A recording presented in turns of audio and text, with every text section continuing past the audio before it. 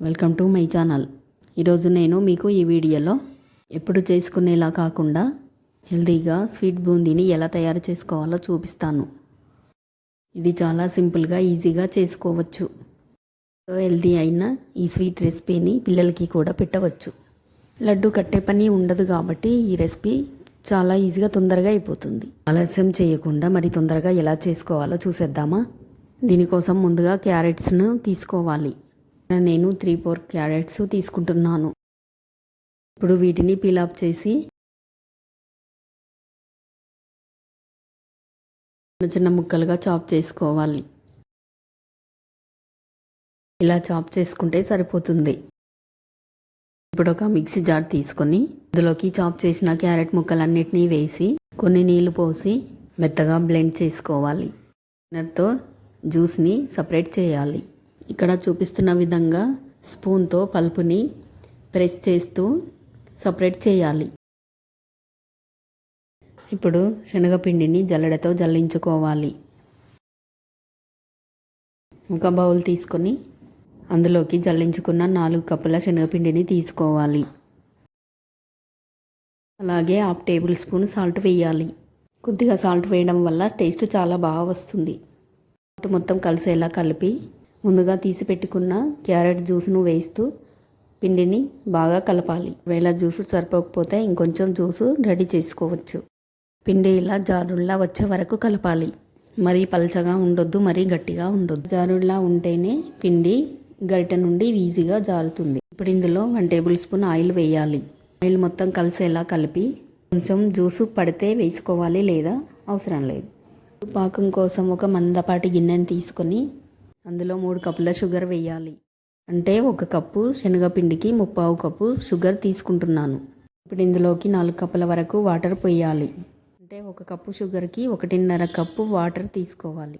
బూందీ వేసుకోవడానికి ఇక్కడ చూపిస్తున్న లాంటి గరిటెను, చిల్లుల గరిటెను తీసుకోవాలి, లేదా హోల్సున్న గరిటె అయినా పర్వాలేదు. ఇప్పుడు స్టవ్ పై బాండి పెట్టి డీప్ ఫ్రైకి సరిపడే ఆయిల్ పోసి ఆయిల్ వేడయ్యాక ఈ చిల్లుల గిన్నె పైన మనం చేసుకున్న బూందీ మిశ్రమాన్ని వేయాలి. గట్టిగా ప్రెస్ చేయ అవసరం లేదు, దానికి అదిగా ఈజీగా పడుతుంది. చూసారు కదా పిండి ఎంత ఈజీగా జారుతుందో. ఇప్పుడు వీటిని ఫ్రై చేయాలి. కలుపుతూ ఫ్రై చేసి రెడ్గా కాకముందే తీయాలి. అలాగే మిగతా పిండి మిశ్రమాన్ని అంతా కొద్దిగా వేస్తూ ఫ్రై చేసుకోవాలి. ఈ వీడియో చూస్తున్న వాళ్ళందరూ లైక్ చేయడం మర్చిపోకండి.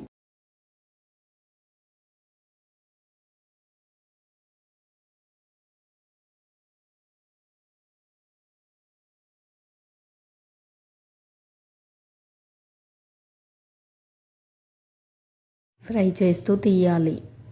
చూడండి బూందీ మనకి ఇలా వస్తుంది. ఇప్పుడు షుగర్ వాటరు కలిపి పెట్టిన గిన్నెను స్టవ్ మీద పెట్టి స్పూన్తో షుగర్ మొత్తం కలిసేలా కలపాలి. షుగర్ కరిగాక డస్ట్ పార్టికల్ ఏవి లేకుండా ఇలా ఫిల్టర్ చేసుకోవాలి. ఫిల్టర్ చేసుకున్న షుగర్ వాటర్ని మళ్ళీ స్టవ్ మీద పెట్టి బాయిల్ చేయాలి. ఇక్కడ బూందీకి పాకం రావాల్సిన అవసరం లేదు.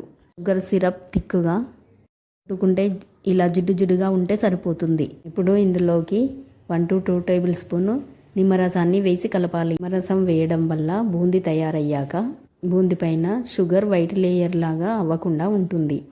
ఇప్పుడు ఇందులోకి మనం వేయించుకున్న బూందీని కొంచెం కొంచెంగా వేసి కలిపి 2 నిమిషాలు అలానే ఉంచాలి. ఇలా చేయడం వల్ల బూందీకి పాకం బాగా పడుతుంది. 2 నిమిషాల తర్వాత షుగర్ సిరప్ల నుండి బూందీని తీసివేయాలి. ఇలాగే మిగతా బూందీనంతా షుగర్ సిరప్లో వేసి 2 నిమిషాలు ఉంచి తీసివేయాలి. ఇలా మనకు స్వీట్ బూందీ మొత్తం రెడీ అవుతుంది.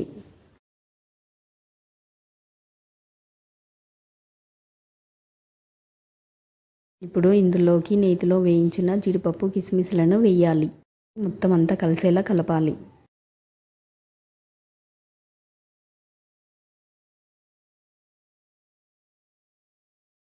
అంతే, క్యారెట్ స్వీట్ బూందీ రెడీ అయినట్టే. ఈ క్యారెట్ స్వీట్ బూందీ చాలా టేస్టీగా ఉంటుంది.